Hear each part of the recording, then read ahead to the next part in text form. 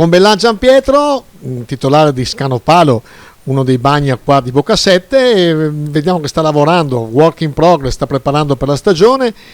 Come si prospetta questo 2021?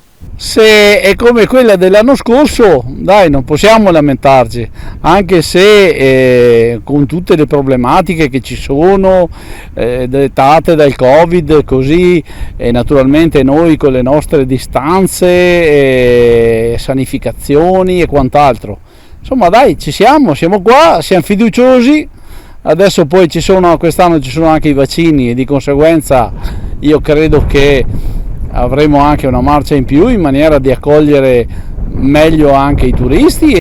In totale, con i 4 bagni che ci sono qua a Boccasette, quanti turisti potete accogliere? Diciamo che non è una grande spiaggia, perciò le 2-3 mila persone, 4 proprio nei grossi efflussi, ma è quello anche perché abbiamo naturalmente il problema del parcheggio che è piccolino, e di conseguenza alla domenica, che è quella più gettonata, bisogna essere qui presto per prendere i posti. Boccasette, delle spiagge del Delta, è probabilmente la più green, anche forse la più selvaggia. L'acqua, a detta di molti, è la più pulita. Si sta ancora conservando con queste caratteristiche particolari e positive?